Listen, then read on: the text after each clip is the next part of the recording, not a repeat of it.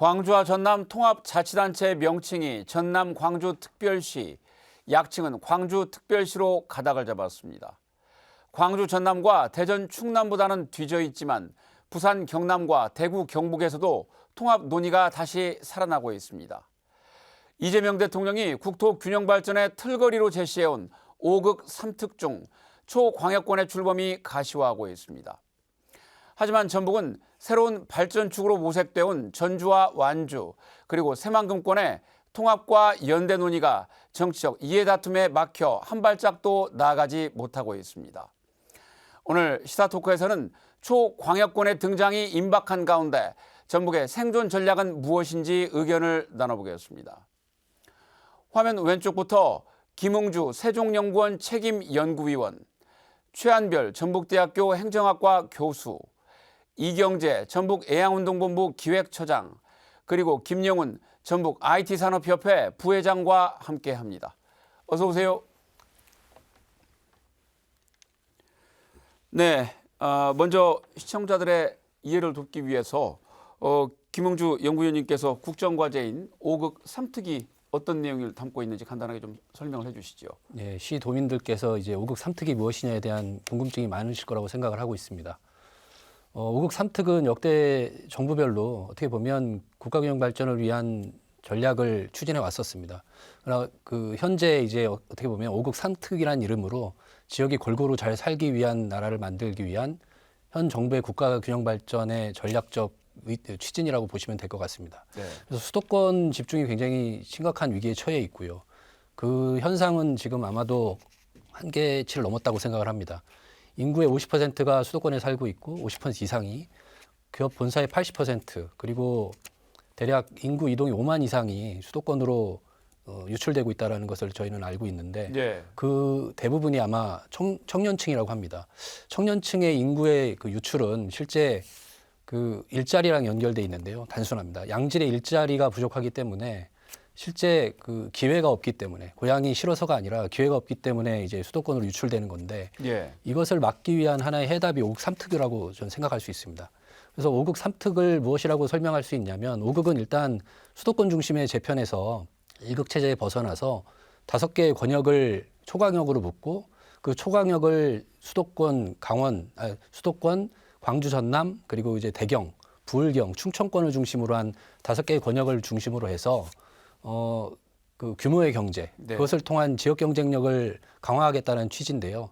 그 통합 방식의 그 여러 가지 광역적인 그런 그 초광역 협력을 위한 방식은 두 가지가 있는데 하나는 행정통합 방식이 있고 하나는 광역연합 방식이 있습니다. 예. 그래서 행정통합 방식은 말 그대로 그 지방자치단체를 그 지방 정부를 그냥 인위적으로 합치는 걸 말하고요. 예. 광역연합은 필요한 사무에 대해서 특정한 공동의 특별 정부를 만들어서 그 구성 그 지방 정부가 그러한 사무를 그 특별 지방 정부에 이양시켜서 특별한 사무를 수행하게 하는 거. 예. 일부는 국가의 사무를 이양받아서 그 사무를 수행하는 방식이 초광역의 어떤 권역이라고 보시면 될 것 같고요. 그 다음에 하나는 이제 3특입니다. 예. 3특은 이제 전북특별자치도가 포함되어 있고 강원, 전북, 제주, 그 다음에 이 세 개 지역이 보다 특별한 자치권을 지역에 부여를 하면서 예. 규제 완화나 산업진흥 특례를 부여하고 자치제도와 관한 특례를 부여하면서 지역의 성장 동력을 자구적으로 마련하라는 의미가 담겨 있습니다. 그래서 그 과정 속에서 일부 국가에 관한 여러 가지 실험들을 규제 완화나 어떤 실증 특례를 통해서 자발적으로 한번 실험해 봐라. 그런 의미를 담고 있습니다. 그래서 네네. 5극 3특은 결국은 수도권 집중을 완화하기 위해서 예. 지역의 성장 동력을 만들어주고 그 과정 속에서 지역이 스스로 만들어갈 수 있는 기회를 제공한다는 취지를 좀 담고 있다고 보시면 될 것 같습니다. 네, 알겠습니다. 정부가 이제 이런 그 초광역권을 그 유도하기 위해서 여러 가지 그 장려책을 지금 내놓았습니다. 뭐 대표적인 것이 이제 4년간 20조 원 정도의 그 재정 지원을 하겠다. 또 서울시에 준하는 지위를 부여하겠다. 또 공공기관 이전의 어떤 혜택을 주겠다. 이런 약속들을 했는데 최한별 교수님, 이 정도면 뭐 상당한 그 유인책이 좀 될 수 있을까요? 어떻게 보십니까? 네, 이 유인책은 광역 지자체의 입장에서 상당히 강력한 조건부 이전 재원이라고 볼 수 있겠습니다. 정부가 통합광역지방자치단체에 재정하고 이제 기관의 위상 그리고 산업까지 한꺼번에 묶어서 이제 이렇게 인센티브로 제시한 거는 네. 그 통합 과정에서 늘 문제가 되고 있는 그런 조정 실패를 돈하고 제도로 풀겠다는 신호입니다.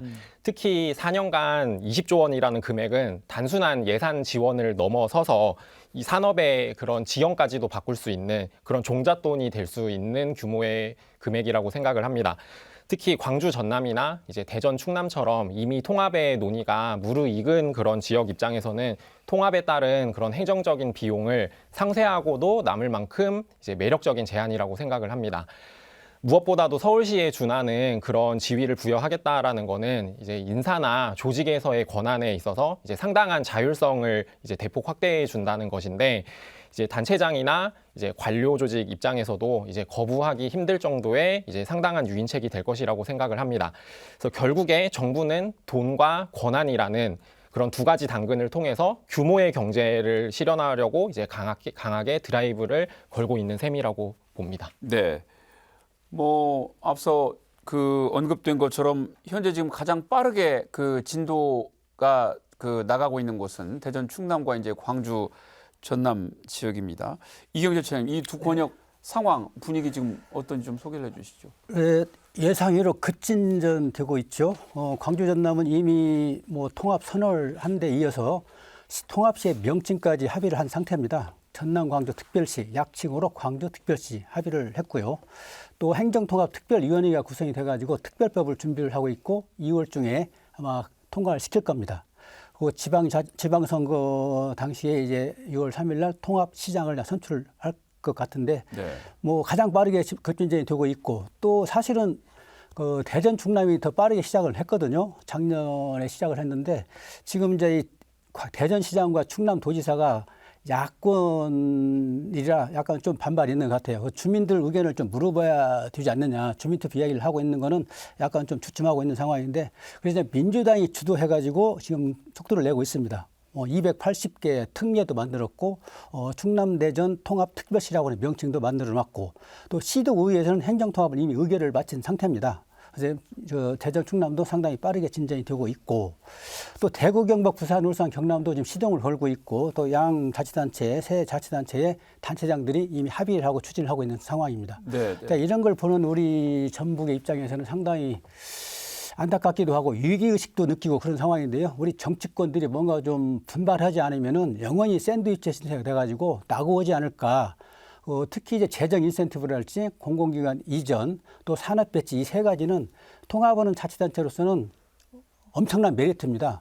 그리고 이제 이 기회가 아니면 통합할 수 없다는 절박감 어떤 이런 인센티브 때문에 지금 추동을 시키고 있는데 앞으로 3년 뒤, 5년 뒤가 하면은 엄청난 차이가 날 것 같아요. 그래서 전라북도도 좀 뭔가 큰 틀에서 이 문제를 바라보고 어떤 결정을 해야 되지 않는가 그런 중요한 시기라고 봅니다. 네, 알겠습니다. 뭐 말씀해 주셨습니다만은 광주 전남이 속도를 굉장히 내고 있는 것은 이제 정부 여당과 같은 단체장들이 다 민주당 소속인데다가 최근에 보니까 이 통합특별법을 다룰 행정안전위원장까지도 이제 전남 출신 인사다 보니까 그런 면에서 굉장히 별로 이론이 없이 굉장히 뜻을 하나로 모아서 속도를 좀 내고 있는 것 아닌가 하는 생각이 좀 듭니다.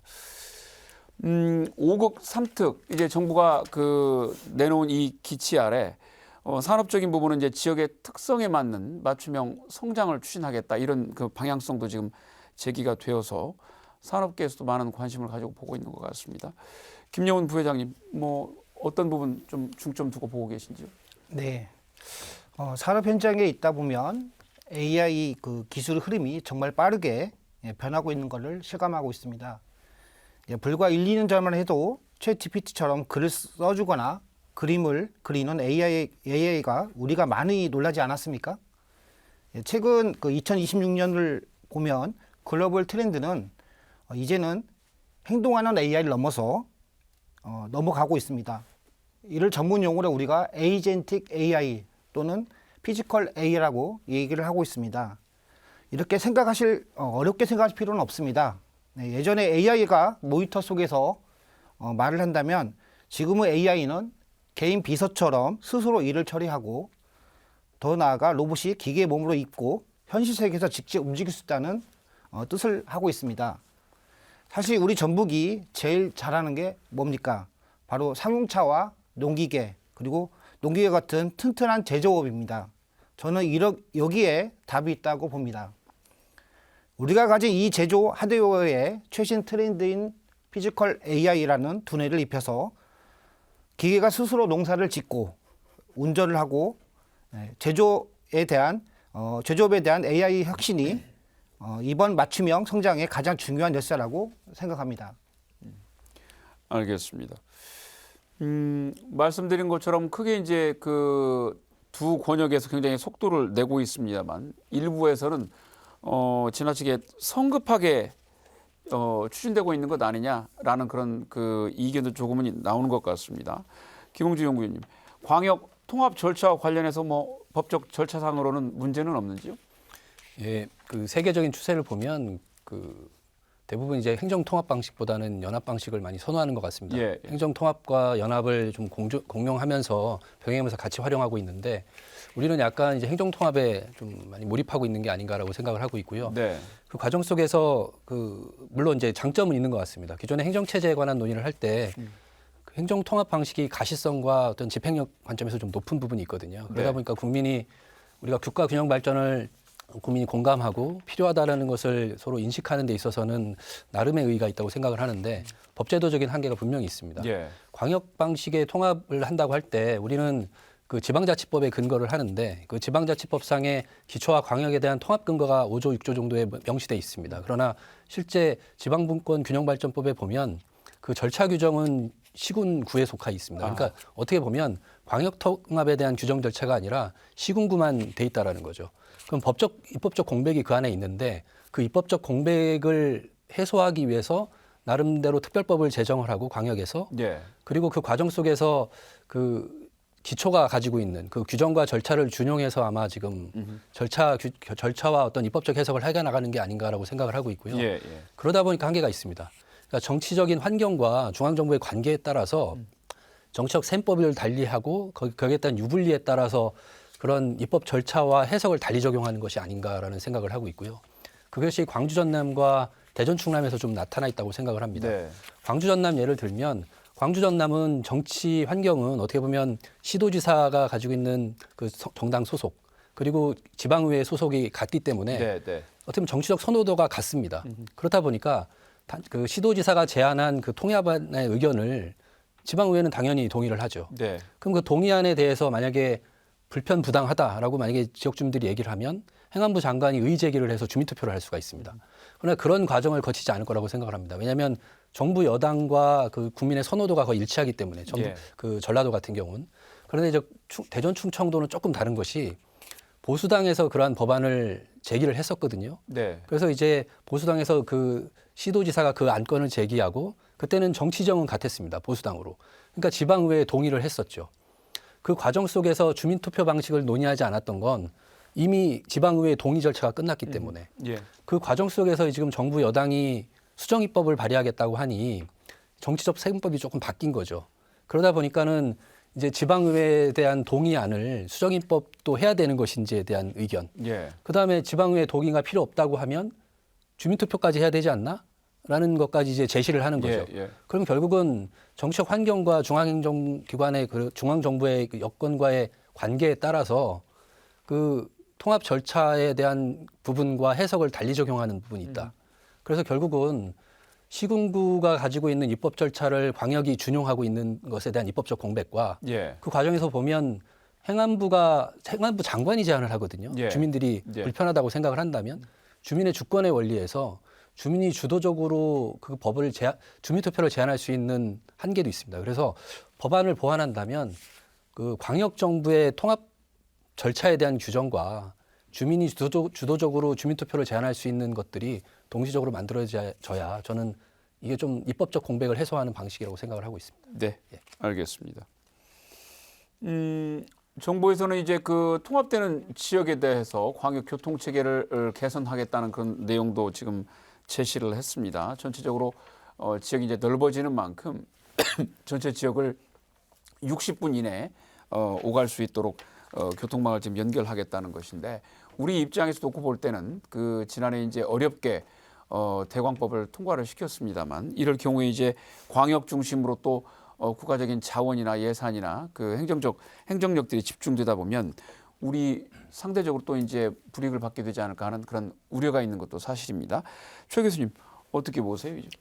네, 저는 지금 같은 상황에서 충분히 우리 전북에서는 우려를 하면서 대비를 할 필요가 있다고 생각을 하는 입장인데요. 네. 이제 교통 인프라 같은 경우에는 이제 단순한 편의 문제로만 접근을 할 것이 아니라 이제 공간 경제에 있어서의 게임의 룰을 바꾸는 그런 이제 정책 수단으로 보아야 합니다.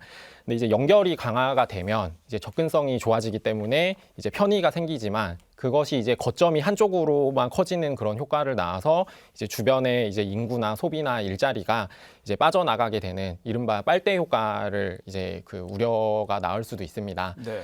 그래서 이제 우리 전북 같은 경우에는 지리적으로 보았을 때 이제 충청권 그리고 광주 전남이라고 하는 거대한 5극 사이에 이제 끼어 있는 그런 국면인데 이 상황에서 이제 우리 전북 내부에 기초 체력이 다져지지 않은 채로 이제 5극과 연결되는 교통망만 단순하게 좋아지기만 한다면 이제 전북이 이제 단순히 5극으로 가기 위한 그런 통가지에 이제 머물 수 있는 그런 우려가 있습니다. 그래서 예. 이제 소비나 의료나 교육을 이제 인근 대도시에 보다 더 이제 종속이 되는 그런 위성 도시화 될 가능성이 이제 있기 때문에 외부의 연결도 이제 함께 해야겠지만 이제 우리 전북 내부에서의 동서 그리고 이제 남북 간의 그런 예. 순환 교통망을 이제 같이 다지면서 도내 경제 생태계를 이제 단단히 하는 것이 중요하다고 생각을 합니다. 그래서 이제 언급하신 그 대광법, 이제 대도시권 광역교통 관리에 관한 특별법인데 이것은 이제 대도시권의 교통 문제를 국가 차원에서 다루기 위한 이런 법적 틀인데 이것이 이제 초광역 통합 단위가 커질수록 이제 대도시권의 범위나 투자 우선순위라는 것이 이제 더 커지는 방향으로 작동을 할 수가 있습니다. 그러면 이제 통합을 한 권역 같은 경우에는 이제 SOC를 더 빨리 끌어올 수가 있고 네. 그렇지 못한 지역 같은 경우에는 이제 상대적으로 늦어질 수 있는 이제 그런 이제 걱정이 나올 수도 있습니다. 이제 다만 이제 해법도 있다고 생각을 하는데요. 이제 정부가 5극 3특을 추진하는 과정에서 이제 균형 성장 영향 평가와 같은 그런 이제 장치를 언급을 하기도 하고 그리고 이제 말씀 주신 대로 권역에서 이제 그런 연결을 60분 생활권으로 그렇게 설계하는 그런 취지가 분명히 있는 만큼 이제 우리는 이제 그때 이제 평가 기준이라는 것을 이제 총량으로만 바라볼 것이 아니라 이제 권역 내에서의 이제 접근성 격차 완화 그리고 이제 주변부에서의 서비스 개선으로 잡아야 된다고 생각을 합니다. 네. 그래서 우리 전북 같은 경우에는 대광법을 발판으로 해서 그 통가형 교통이 아니라 도내에 이제 여러 다핵들 간의 그 거점들을 연결하는 그런 이제 생활권 교통의 우선순위를 두고 그리고 이제 그 논리를 정책 평가 지표로도 활용할 수 있는 그런 지혜가 필요하다고 생각을 합니다. 네. 알겠습니다.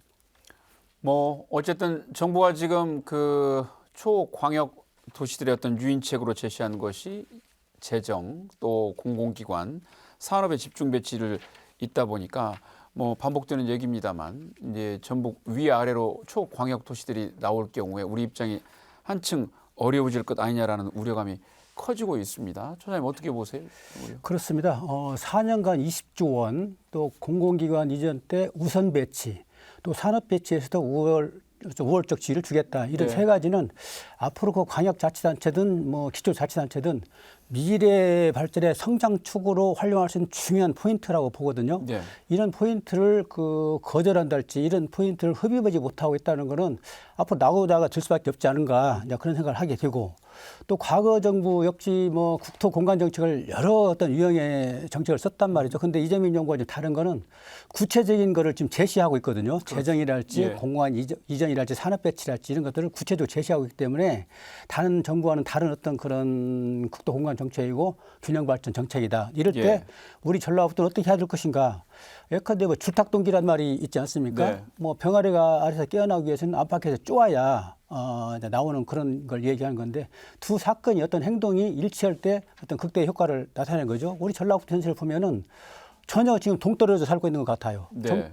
정치는 전성기를 맡고 있는데 정치권 이런 거를 추동시키지 못하고 있지 않습니까? 예. 전주안주 통합, 새만금 특별시 지금 얼마나 오래전부터 주어져 왔습니까? 이걸 해결을 못하고 있고 자꾸 그 어떤 이런 빌미 저런 변명을 대면서 이제 늦추고 있는데 글쎄요 그 정부에서는 뭐 제가 볼 때는 뭔가 좀 메리트를 충분히 줄 만큼 줬다고 봐 이 정도 뒤면은 그래서 이제 대전 충남 광주 전남 심지어는 부산 울산 경남까지도 광역 통합을 이제 추진하고 있는데 우리 전북 같은 경우는 정말로 우월적 정치 환경에서 왜 이런 것을 추동시키지 못하는가 정치권이 크게 반성을 해야 되고 우리 도민들도 상당히 큰 회초리를 좀 드려야 되지 않는 시국이 아닌가 그런 측면에서 앞으로 미래 성장축을 형성하지 못하는 이 시기가 두고두고 후회되는 시기가 되지 않을까 그래서 걱정이 상당히 큽니다 저는. 네, 알겠습니다. 부회장님, 예. 네, 저는 이 상황을 매우 심각하게 심각한 위기로 보고 있습니다. 물리적인 교통망보다 더 무서운 것이 바로 디지털 격차입니다. 예. 네, 현재 수도권과 5대 광역권으로 인공지능에 관련된 인력과 자본이 빠르게 쏠리고 있는 게 현실입니다. 냉정하게 말씀드리면 현재 전북 IT 산업 기반은 타 시도에 비해 매우 취약한 게 사실입니다. 대다수 기업들이 영세하고 독자적인 기술은 있어도 이를 실증하고 사업화할 수 있는 기회가 매우 부족합니다. 네. 네, 이런 성장을 한계를 느끼고 있을 뿐만 아니라 그렇지만 저희가 좀 그렇기 때문에 지금의 그 형 상황을 볼 때 체급을 되게 키워야 한다는 그런 골든 타임이라고 저희는 생각이 됩니다.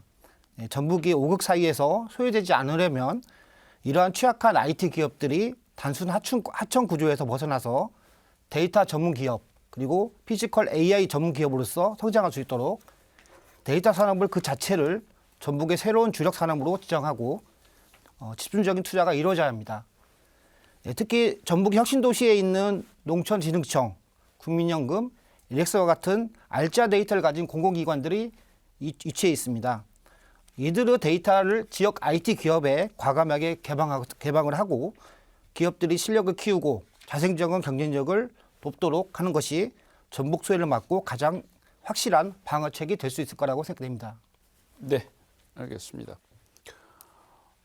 도내에서도 이제 그동안에 오랫동안 내부의 그 발전축을 스스로 새롭게 구축해야 한다는 그런 여러 가지 논의들이 이루어져 왔습니다. 하지만 이제 그럼에도 불구하고 잘 결과로 이어지지 못했는데요. 이 문제 좀 본격적으로 한번 살펴보겠습니다. 이제 가장 대표적인 것이 전주 완주 통합입니다. 사실상 이제 이번에도 무산 수순을 밟고 있는 가운데 이런 이제 인접 지역에서 초광역권 이슈가 이제 본격화하면서 부시를 좀 다시 살려봐야 되는 것 아니냐 이런 그 목소리들이 나오고 있습니다.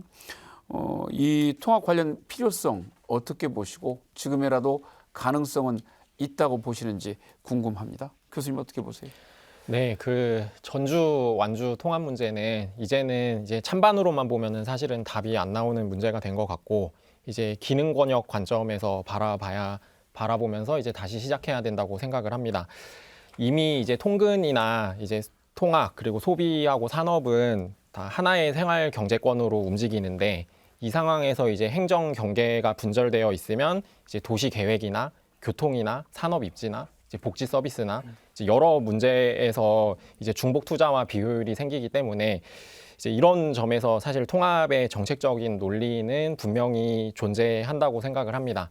근데 다만 이제 이 통합의 가능성이라는 것을 이제 통합의 이제 옳다 그르다의 문제로 바라보기보다는 이제 통합이 주민에게 어떤 편익을 주고 그리고 그 편익을 어떻게 공정하게 배분하게 이제 달려 있느냐의 논의로 이제 다시 시작을 해야 된다고 생각을 하는데 이제 통합의 실패가 되는 그런 전형적인 논리가 흡수 통합에 대한 그런 우려 그리고 이제 통합 이후에 주변 지역에 대한 그런 소외에 대한 그런 불신이라는 부분이 계속 이제 제기되고 있는 문제입니다. 그래서 이제 지금까지의 실패라는 것은 통합을 이제 행정 편의적인 그런 그 입장에서만 접근했기 때문이라고 보고 그래서 이제 완주 국민들이 느끼고 있는 그런 박탈감하고 소외 우려를 해소할 수 있는 그런 상생 거버넌스를 이제 다시 살릴 필요가 있다라고 생각을 합니다. 그래서 저는 이제 전주 완주 통합 문제를 이제 그 하드 통합, 이제 경성 통합부터 밀기보다는 이제 기능 통합부터 다시 이야기를 하면서 이제 광역 도시 계획과 이제 공동생활 SOC 그리고 이제 교통복지 공동사업과 같은 그런 협약 기반에서 시작을 하면서 이제 시작 단계부터 소외 방지 장치의 내용을 이제 문서로 제시를 하고 그러면서도 이제 전주 완주 문제와 더불어서 이제 우리 전북 전체의 관점에서 이 전주권의 강화가 이제 동부권이나 이제 다른 지역에서의 소외로 이어지지 않도록 통합 논의의 이런 도내 균형 원칙이라는 것을 이제 같이 이야기를 할 필요가 있다라고 생각을 합니다. 그래서 이제 정리해서 말씀드리면 통합의 필요성은 분명히 있고 결국에 이제 가능성이라는 거는 신뢰를 어떻게 만들어 가느냐에 따른 그런 문제라고 생각을 합니다. 네, 예, 투자님. 네, 균형 발전, 행정 통합은 지금 이 시대의 시대 정신입니다. 이런 상황에서 우리 전주 완주 통합 문제를 보는 어떤 시점은 정말로 그 낙담 그 자체인데요.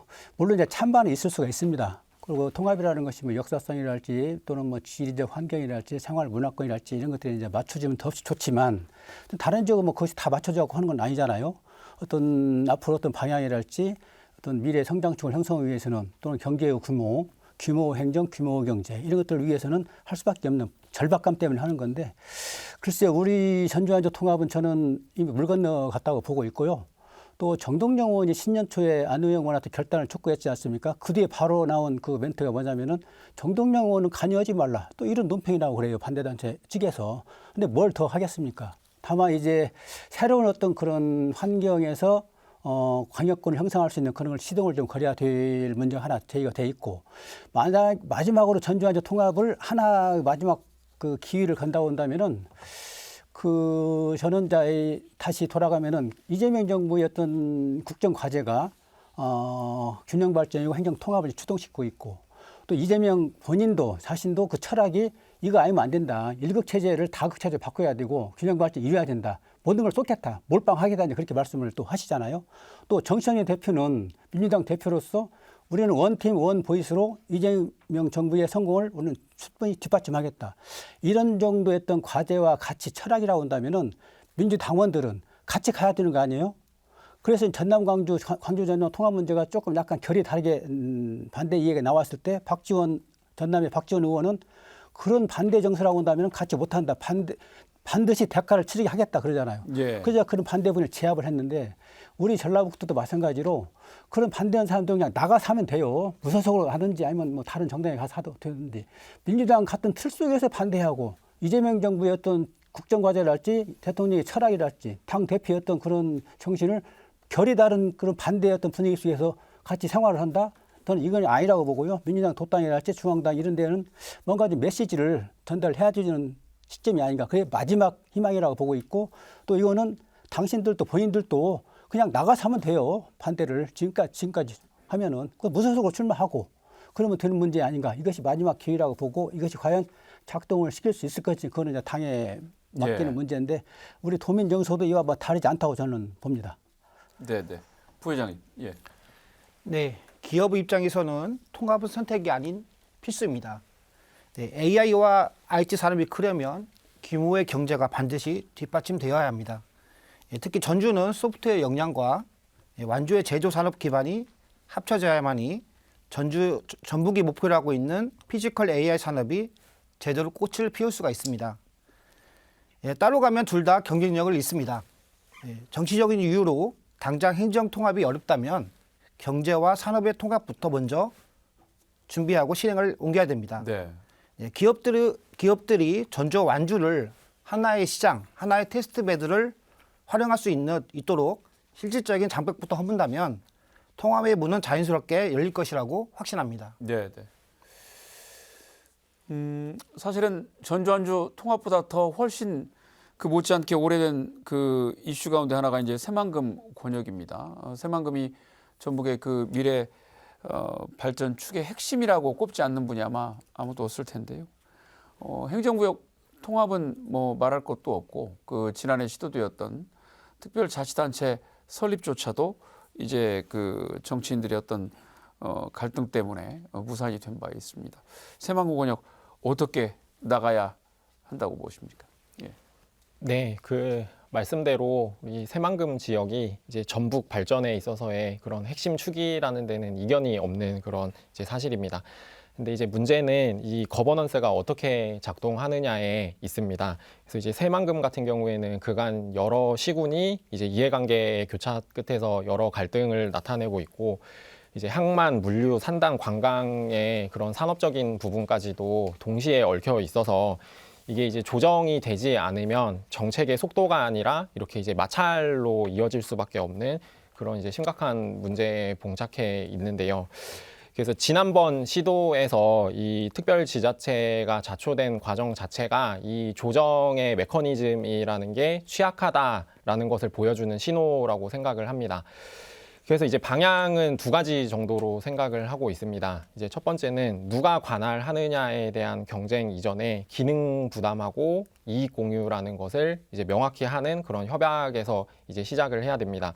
그래서 항만, 물류, 산업단지, 그리고 이제 배후도시 기능을 이제 역할 분담으로 정리를 하고 성과가 났을 때 이 재정, 일자리, 인프라가 특정 지역에만 쏠리지 않게 배분할 수 있는 그런 규칙을 마련할 수 있는 거버넌스 체계가 필요하고, 그리고 이제 갈등이 생겼을 때 이것을 중재할 수 있는 그런 상설 조정 기구, 이런 이제 메타 거버넌스적인 접근이 아직까지는 좀 부족한 것 같습니다. 이제 전북이나 이제 우리 전북도나 그리고 이제 관계 기관이 이제 이것이 이제 중립이냐 아니면 어느 편이냐 이런 문제로만 접근을 할 것이 아니라 제도적으로 갈등을 흡수할 수 있는 그런 장치라는 게 필요한데, 그것이 부족하기 때문에 이런 메타 거버넌스적인 논의가 필요하다고 생각을 합니다. 그래서 이제 우리 새만금이 전북의 성장 추구로서 제대로 작동하기 위해서는 이 개발 계획에 대한 논의 이전에 거버넌스 체계부터 이제 다시 논의를 해야 된다라고 생각을 합니다. 네, 처장님. 예. 새만금 특별자치단체는 행정통합이랄지 지금 추진되고 있는 초광역 통합, 이것보다 훨씬 더 쉬운 문제입니다. 제가 볼 때는. 왜냐하면은 군산김제 부안 같은 경우 현재의 시와 군이라고는 행정적 지위를 유지하면서 연합 형태의 어떤 특별자치단체를 구성하는 거거든요. 그러니 왜 구성하냐 할 때는 광역 행정에 준 여러 가지 메리트가 많이 있잖아요. 예를 들면 쓰레기 처리장이랄지, 뭐 오폐수 처리 문제랄지, 또 광역 교통망이랄지, 이것들을 광역단체에 준하는 여러 가지 메리트가 있기 때문에 특별자치단체를 추진하는데, 이걸 왜 반대하냐 말하자면은 구체적으로 들어가면은 관할권 다툼이랄지, 예컨대 대법원까지 소송을 가잖아요. 또 신앙만 문제 가지고 또 소송을 하고 있고, 네. 우리 거다 우리 것 하고 있고, 아마 소송 갈 거예요. 이것도 이런 문제가 어떻게 보면 큰 틀에서 계속 발생하고 있기 때문에 서로 이제 합의가 안 되고 있는데, 사실은 이거는 내부 문제고 밖에서 볼 때는 큰 메리트가 있기 때문에 가야 된단 말이죠. 사실은 그 특별자치단체보다는 새만금을 고리로 한 행정 통합을 해 맞습니다. 이거는 새만금 권역은 군산, 김제, 부안이 이제 그렇게 가야 되고, 그 전 단계로 특별자치단체가 이야기가 나왔는데 상당히 이것도 안타까운 짝이었고요. 또 전번에 그 민주당 독당에서 선출직 평가를 할 때 이 문제를 질문을 공통으로 던졌습니다. 근데 정성재 김제시장은 우리는 특별자치단체 반대 안 합니다. 갑니다. 이제 그 강임정 군산시장은 그 갈등이 분쟁의 소지가 있을 때 행안부의 분쟁 조정위에 맡기면 되지 않느냐 이런 질문을 했는데, 그 행안부의 분쟁 조정위가 상당히 편파적이다, 믿을 수가 없다, 이런 얘기로 이제 피해 가시더라고요. 네. 그래서 그런 문제들이 있는데, 사실은 얼마나 작은 이유입니까? 이거는 톱다운 방식으로 해야 되고, 광주 전남은 톱다운 방식으로 하니까 다 지금 하나씩 만들어 가고 있지 않습니까? 특별법 뭐 여러 가지 명칭이랄지. 문제가 얼마나 많겠어요. 재정, 분권인 이런 문제가 나올 텐데 해 나가면 되는 거거든요. 그래서 이런 문제가 역시 전라북도 현실을 보는 것 같아서 안타깝게 짝이 없는 대목이고, 결국은 또 이제 정치권의 문제인데, 우리 정치권은 아까 말씀드린 것처럼 정치 전성기를 맞이하고 있는데 뭐 하고 있는지, 앞으로 미래의 어떤 그 명운을 가를 수도 있는 중요한 어떤 여러 가지 현안을 두고 뭔가 좀 결단을 내지 못하고 있고, 국회의원 개인이 하나 반대하면 다 뭐 눈치만 보고 있고, 이게 전라북도의 모습이라는 측면에서 계속 낙오될 수밖에 없는 환경을 우리 스스로가 만들어가고 있는 거 아닌가. 또 내발적 역량 하는데, 내발적 역량도 사실은 마찬가지예요. 행정도 어떻게 보면 따라하는 행정, 다른 자치단체들이 먼저 하는 것, 그 백기를 하고 있지 않습니까? 이런 모습을 보면서 뭔가 좀 판을 좀 뒤흔들어지지 않을까, 저는 이런 생각도 해봅니다. 네, 알겠습니다. 최근에 이제 지방선거를 앞두고 불거졌던 이슈 가운데 하나는 이제 100만 메가시티라는 이슈가 제기되기도 했습니다. 이제 전주 안주나 뭐 그 새만금 권역과 또 다른 의미로 행정 통합 없이 전주 안주 또 익산까지 아울러서 경제권을 또 형성해 보자 이런 그 안들이 일부 그 입지자들을 통해서 제안이 되기도 했는데 사실은 뭐 진정성이랄지 또 실현 가능성 이런 부분이 논란 속에서 주요 의제로 떠오르지는 못했습니다. 초광역권이 이제 태동이 임박한 가운데 이 100만 메가시티가 도내의 어떤 그 발전 축의 한 대안이 될 수 있다고 보시는지 궁금합니다. 김홍주 연구위원 이 문제 어떻게 보시는지요? 네, 일단 광역 통합적인 논의가 거기 담론을 이루고 있는 것 같아서 네. 무엇보다도 좀 아쉬움이 있다라는 말씀을 좀 드려봅니다. 근본적인 출발은 제가 드리고 싶은 건 단순한 규모 키우기에서 벗어나서 실제 그 전북특별자치도가 가지고 있는 특별한 권한이 어떤 것인지 그 예. 과정 속에서 자치 역량을 어떻게 만들어가고 그리고 더 나아가서는 지속 가능성을 어떻게 확보할 것인지가 더 전 중요하다고 보이거든요. 예. 그래서 단순히 규모 키우기에서 우리가 벗어나야 될 것 같다. 왜냐하면 아까 이재경 회장님께서 말씀하셨듯이 그 특별지방자치단체가 성공하지 못했던 이유 중에 하나가 저는 기초의 기능이 없어서 그렇다고 보이거든요. 예. 그러니까 권역별로 각각이 행정구역에 따른 각각의 권한이 있고 그 권한이 행정구역을 벗어날 수 있는 어떤 법제적인 틀이 없기 때문에 네. 이 A 구역에서 발생한 이익이 B 구역과 어떤 공유할 수 있는 체계가 없는 현실이 있습니다. 그렇다 보니까 기초의 권한의 한계는 서로 나누는 한계를 보여주기 때문에 실제 기능 조정이 굉장히 필요한 부분입니다. 예. 그럼에도 불구하고 지금 현재 가지고 있는 방식은 어떻게 보면 인위적인 통합 방식에 우리가 매몰되어 있기 때문에 그 인위적인 통합 방식에서 벗어나는 대안이 필요할 것 같다. 그게 예. 어떻게 보면 서구 선진국에서 잘 나와 있는 모델들이거든요. 영국, 프랑스, 독일, 일본과 같은 경우도 실제 광역적인 어떠한 사업을 추진하는 데 있어서 서로 그 불복권도 있고요. 중앙에게 어떠한 권한을 요구할 수 있는 요청권도 있고요. 그러한 물론 통합적인 방식도 추진을 했었습니다. 그런 통합적인 방식을 추진하는 나라가 어떻게 보면 프랑스였는데 네. 레지온과 같은 광역적인 통합을 이뤄냈지만 그 과정 속에서도 비효율성이 발생했고 주민 참여에 대한 한계들도 나타나다 보니 메트로폴이라는 그 광역연합을 다시 구성을 하면서 예. 그 통합에서 오는 단점을 보완하기 시작을 했거든요. 무엇보다 중요한 건 그러한 것들을 만들어내기 사전에 분권이 먼저 일어났다는 말씀을 예, 좀 드려봅니다. 그래서 권한의 이양을 통해서 지역별 그러한 이익을 공유할 수 있는 체계를 만들어주고 그런 우리가 내용들을 좀 살펴보면 전북이 앞으로 어떻게 해야 될지에 대한 좀 방향성은 나온다고 네. 보이거든요. 예, 알겠습니다. 예. 교수님 어떻게 보세요? 네, 그 대안이 될 수 있겠냐고 여쭤보시면 이제 저는 가능은 한데 조건은 상당히 까다롭다라고 이제 말씀드릴 수 네. 있을 것 같습니다.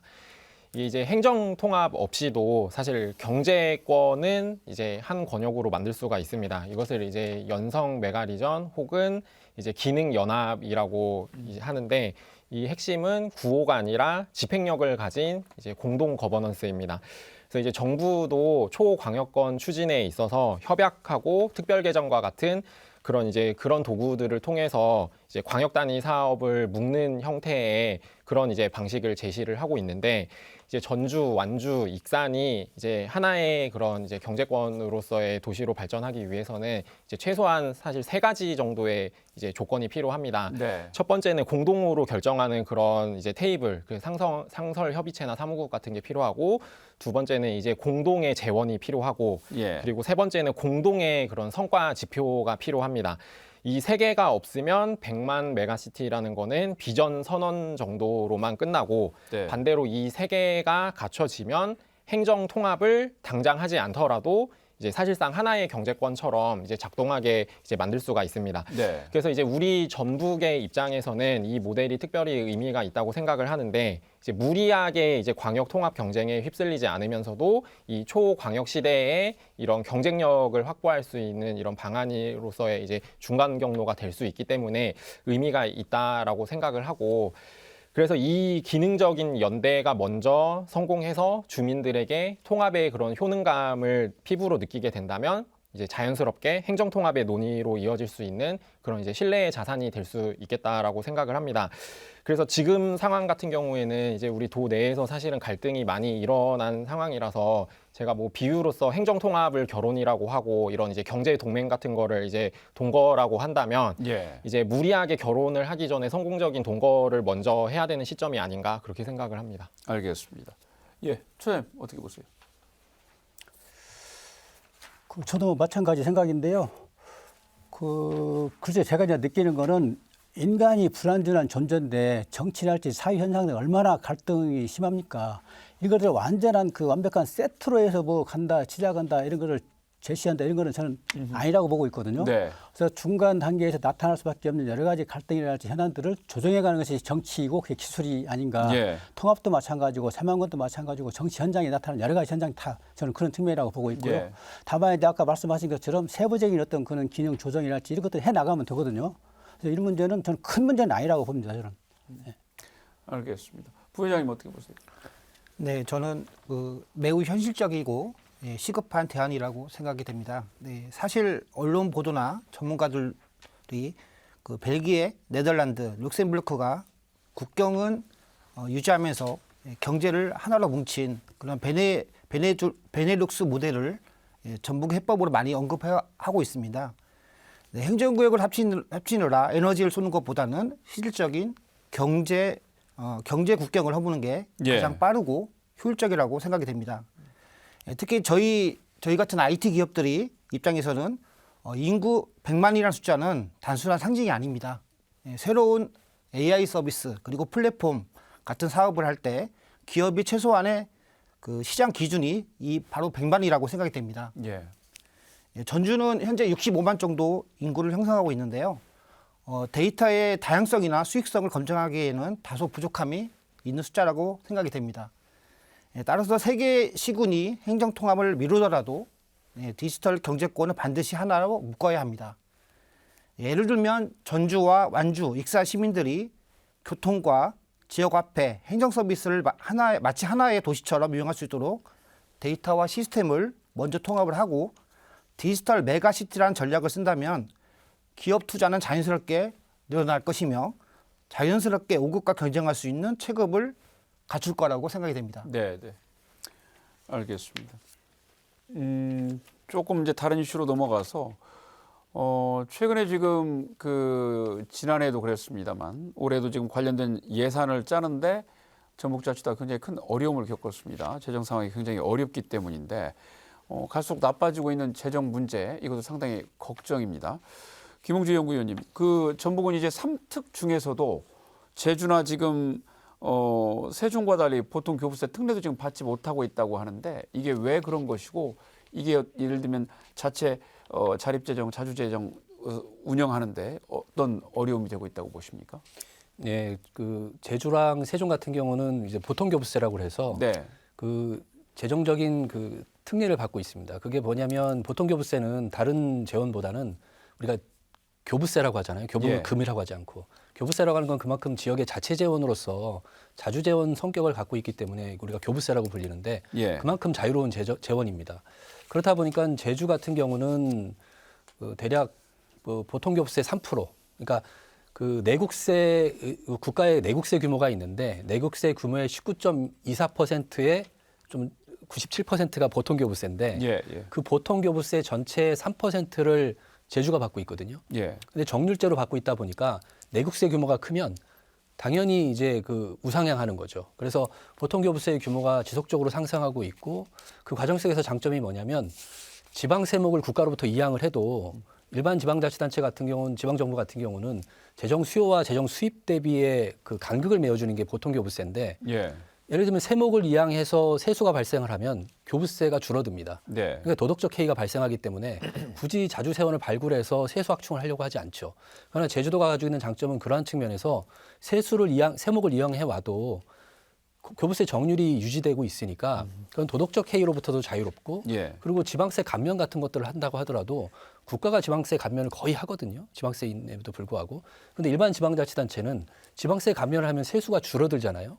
그러면 교부세로 보전받을 거라는 상상을 할 수 있지만 거기에 대한 확증이 없습니다. 네. 그러다 보니까는 기업을 투자 유치를 하기 위한 감면 제도가 세수는 줄어들 수 있지만 교부세 확충이 이어지지 않을 수도 있거든요. 네. 근데 제주도 같은 경우는 그런 부분에서 안정적인 기반을 활용할 수 있기 때문에 그런 면에서 어떻게 보면 특별자치도가 나가야 될 방향이 교부세 정률이라고 보거든요. 예. 세종시도 그러한 측면에서 보면 가산 수요라고 해서 그 부족분에 대한 일부분을 채워주는 건데 세종시는 재정 확충을 활발하게 하지 못하는 지역입니다. 네. 그렇다 보니까는 세목은 조금 많아서 거기에 따른 세수 확충은 충실하기 때문에 간극이 적거든요. 그러니까 교부세 규모가 굉장히 작다라는 것을 보여줄 수 있고 그래서 제주도가 가지고 있는 정률제 교부세 규모는 인구 대비로 한다고 하더라도 2조 가까이 됩니다. 근데 대전과 충남은 140만 도시인데 2배에 가까운 규모, 3배에 가까운 규모인데 1조 내외거든요. 그게 이제 여실히 보여주는 거죠. 네. 예, 그런 부분이 좀 있고 추가적으로 조금 더 말씀. 저 다음 이슈로 좀 넘어가야 될 것 예, 같습니다. 네.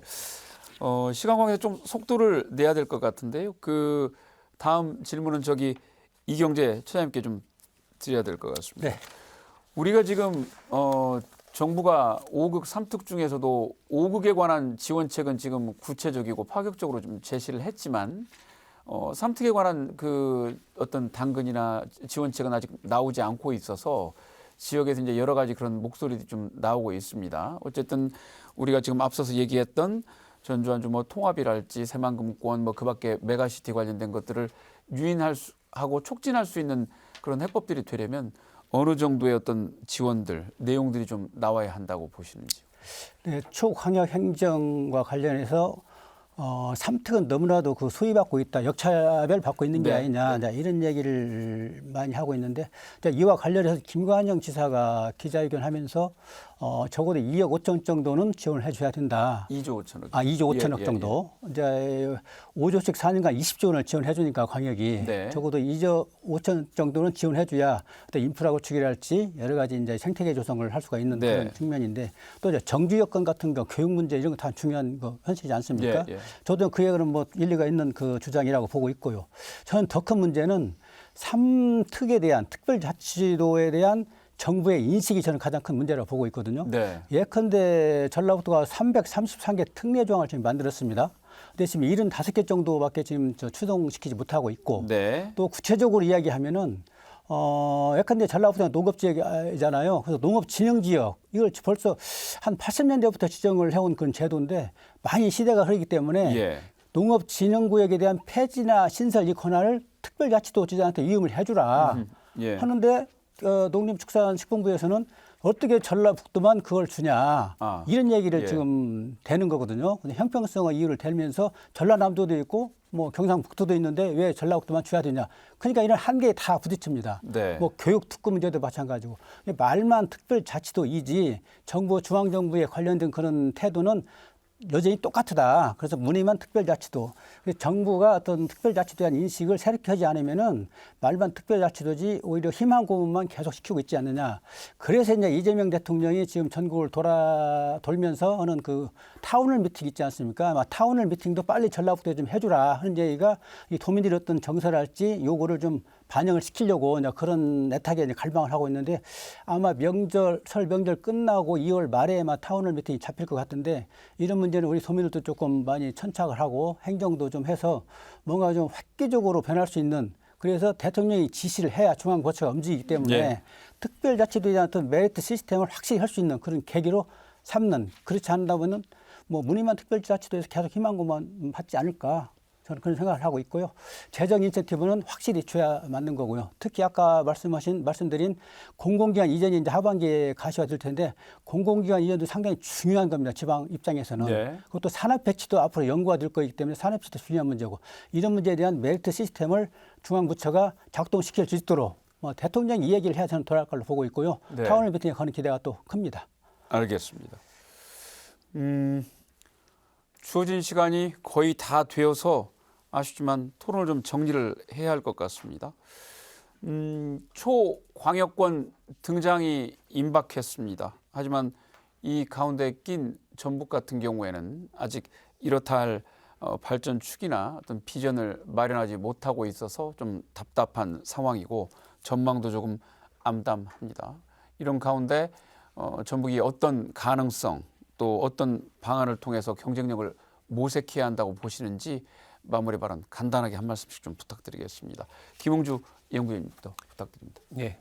국가 균형 성장 속에서 전북이 소외되지 않기 위해서는 속도보다는 방향입니다.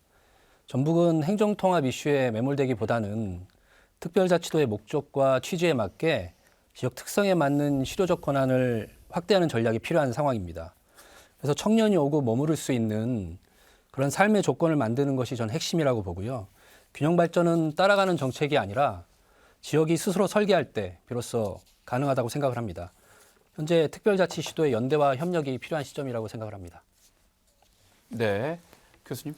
네, 지금 현재 논의가 통합특별시에만 파격 인센티브가 집중되는 형태로 흘러가기 때문에 이제 정부의 재원은 한계가 있는데 이게 이제 특별자치체제로 먼저 들어온 지역에 대해서는 오히려 사실은 역차별의 그런 문제가 상당히 좀 심각한 것 같습니다. 그래서 이제 우리 삼특 지원이 추가 배려의 문제가 아니라 애초에 먼저 특별지자체로 들어온 그런 5급 삼특의 정합석을 만들기 위한 이제 필수 설계라는 게 중요하고, 그리고 이제 우리 도 내에서의 사실은 진짜 위기는 이 전북 내부의 분열에서 온다고 생각을 합니다. 그래서 우리는 이 바깥으로 어떻게 붙을까 보다도 전북 안에서 무엇을 묶을지를 고민을 하면서 이제 기능 통합부터 단계적으로 집행력을 만들 필요가 있고, 그러면서도 도 내에서의 이 성장 축이라는 게 또 이제 전주 새만금 쪽으로 쏠려서 또 다른 주변부 소외가 생기면 안 되기 때문에 이제 도 내의 균형의 원칙을 이제 통합 연대 논의에 이제 같이 심어야 된다고 생각을 합니다. 그래서 이제 우리 전북의 해법은 5급 삼특을 남의 프레임으로만 보는 게 아니라 전북이 가져갈 수 있는 그런 역할하고 패키지를 정책의 언어로 제시를 해서 협상의 그런 협상력을 높이는 부분이 필요하다고 생각합니다. 네, 처장님. 네. 그 지역 주도 성장 균형 발전 뭐 아주 중요한 가치를 지금 작동시키고 있고, 또 전라북도는 지금 정치 전성기를 맞고 있습니다. 이런 중요한 모멘텀을 그 성과로 이어져야 되겠는데요. 우리 정치권이 보다 좀 분발을 해야 되겠고요. 두 번째는 우리 앞으로 그 미래 방향성이랄지 성장축을 뭘로 해야 될지 지금 거의 없습니다. 제가 볼 때는. 예컨대 새만금 같은 경우는 이재명 대통령이 뭐 희망 고문하지 말라 뭐 질책도 받았고, 정치권에 대한 질책이거든요. 이제 앞으로 이제 뭔가 좀 내놓을 텐데, 우리는 새만금을 고려로 한 특별자치도를 만들었지만 새만금은 지금 백화점식 운영하고 있지 않습니까? 인공태양도 했다가 뭐 무너졌죠. 뭐 국가 AI 컴퓨팅 센터 해다가 무너졌고, 새만금 수질은 지금 뭐 3m 내려가면 완전히 썩어 있고, 그리고 또 2차 전지 했지만 2차 전지 폐수 처리도 지금 못하고 있고, 그런 거를 글로벌 생명 경제 도시로 지금 슬로건을 잡고 있지 않습니까? 전라북도 특별자치도에. 그 컨셉하고도 맞지도 않고 현실도 맞지도 않고, 그래서 뭔가 좀 정리정돈해가지고 새만금의 미래 방향성을 잡아야 될 시기가 되고 있고요. 저는 그 하나로 알리백 산다는 이건 포기할 수 없는 중요한 가치다. 그래서 네. 에너지 공급하고 에너지와 관련된 산업 생태계는 확실히 할 수 있는 그런 방향성을 제시했으면 좋겠고요, 저는. 그래서 이제 에너지 공급과 산업 생태계가 같이 갈 수 있는 거. 그리고 또 하나는 피지컬 AI가 지금 실증센터를 작동하지 않습니까? 우리 전라북도 여건은 대형 농기계랄지 상용차랄지 수소랄지 수소산지 제조 기반이랄지 이것들이 좀 많이 있거든요. 그와 연결된 피지컬 AI의 어떤 실증센터, 현장화할 수 있는, 그 검증 가능한 최적화된 곳이 우리 새만금 지역이고 우리 전라북도 전역이다. 그래서 앞으로 이 문제를 우리 전라북도 핵심 키워드로 내세우는 그런 전술 전략도 좀 필요해 보이고요. 또 하나는 피지컬 AI와 관련해서 우리 전북은 식품 산업, 식품 클러스터가 있지 않습니까? 식품 산업이랄지 원료 가공 또는 포장, 물류, 품질 관리를 완전 그 세트화할 수 있는 피지컬 AI. 예. 앞으로 이 피지컬 AI가 가장 최적화된 분야라고 저는 보고 있고요. 이것을 도입하지 않으면 지속 가능성이 없다고 봐요, 미래는. 그래서 네. 이 문제를 좀 많이 천착을 했으면 좋겠다. 네. 그다음에 식품, 농업, 제조 산업 데이터로 연결되는 전북형 피지컬 AI 모델을 좀 만들어야 된다. 이런 주문을 드립니다. 네, 부회장님. 예. 네, 전북의 미래는 전통 산업의 디지털화에 달려 있습니다.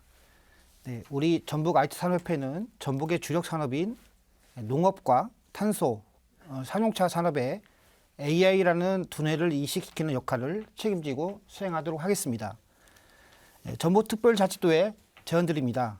2026년을 전북 피지컬 AI 원년으로 선언하고 AI와 데이터 산업을 전북의 제1 주력 산업으로 격상시켜 주십시오. 또한 혁신도시 이전 공공기관들도 지역 IT 기업인들에게 더 많은 문을 열어주십시오. 공공기관의 데이터와 지역기업의 AI 기술이 만나고 그 결과물이 다시 지역 산업을 혁신시키는 전북형 AI 성공 모델을 만든다면 5극 3특 시대에도 전북이 가장 스마트한 자치도로 우뚝 설 수 있는 계기가 될 것입니다. 네, 말씀 여기까지 듣겠습니다. 정부가 5극 3특 정책을 추진하면서 대전 충남과 광주 전남 등 초광역권의 등장이 임박했습니다.